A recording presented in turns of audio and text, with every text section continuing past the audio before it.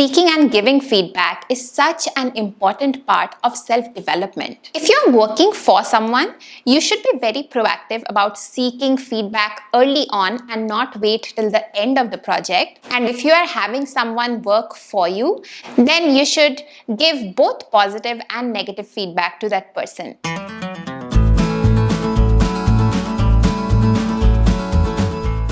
Hi everyone, welcome to Insider Gyaan. My name is Somi. I am an IIT Delhi and ISB Hyderabad grad, and for the last 8 years I have been working across management consulting and banking. And on this channel I share all my life experiences, my job experiences, college experiences, so that it can help some of you learn from my experiences as well. So if that's something that interests you, please consider subscribing. Coming back to what are the best ways to seek and give feedback.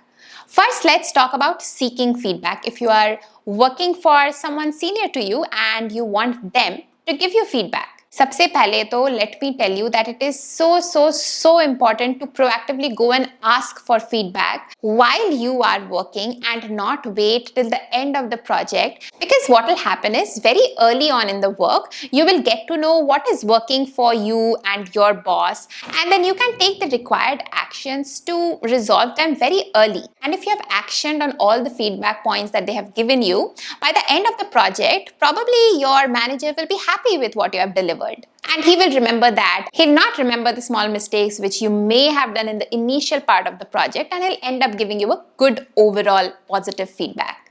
Also, seeking feedback tells the others that you want to grow, you want to learn from your mistakes, you are open to constructive criticism, and that's always a good thing. So to ask feedback early on and to keep asking for feedback at regular intervals is very important. Secondly, when someone is giving you feedback, make notes, because people tend to forget. So it's very important that you make exact notes of what the feedback was given to you, what according to the feedback giver are some of the things that you can do to improve yourself, and that will help you keep a track or a log of everything in one place. And when you go to the next feedback session, you will be able to tell your feedback giver that okay, so A, B, C, these are the 3 points of feedback that we discussed last time, and here are the things that I've worked to improve upon them. Do you now think it is enough, or do you think I should do more? And if you want, you can also send an email after your feedback call to your manager that hey, these are the points that I noted. Do you think this is all that we have covered, or do you have anything more to add to it? That will help you keep a written record of things. And usse hoga ye ki at the end of the project, nothing will come as a surprise to you or to your manager. And if someone's trying to be cheeky and smart and give you like bad feedback at the end of the project, you can always go back to your notes and emails and tell them, hey, this is not something that you told me during the feedback, so which is why I thought everything was good and which is why I did not action on it. It'll just give you a lot of control over the things that you need to work on.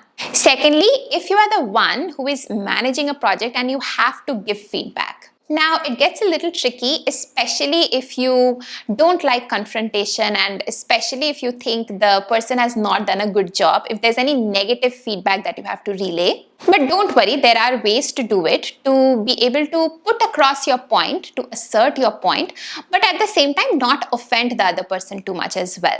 Tip number 1 is to always start with the good feedback first. जब भी कोई काम कर रहा हो आपके साथ, तो obviously there are going to be goods and bads. So it's important that you not focus only on the bads, but if there's anything good that the other person has done, you communicate that as well.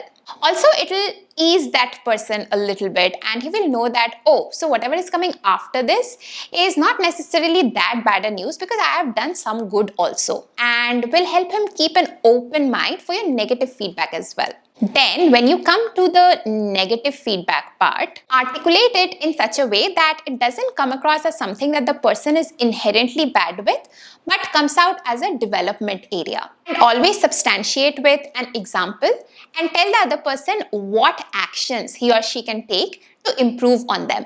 For example, if the junior person has made some mistakes in data analysis, rather than telling him that, oh, you know what, your analytical skills are really bad and you need to work on them, you would rather say that one area of feedback that I have for you is next time you need to focus on your attention to detail when doing data analysis. And lastly, conclude it with, so I think ABC, these are the 3 things that you should do next time onwards, so that the mistakes don't recur. When you are giving an example, make sure you communicate what your expectations were and how they were not met. Lastly, again, ask the person to summarize all the discussion points and send it to you over an email, so that you know that your message has been put across to the other person and he has fully understood and acknowledged your feedback. And yeah, that's pretty much it. Hope you like this short and sweet video. I love bringing out things which I've learned from my own job experiences to you guys. So if you found this video useful, definitely subscribe to the channel and leave me a comment as well to tell me what you like about this channel. And I'll see you in the next video. Till then, bye.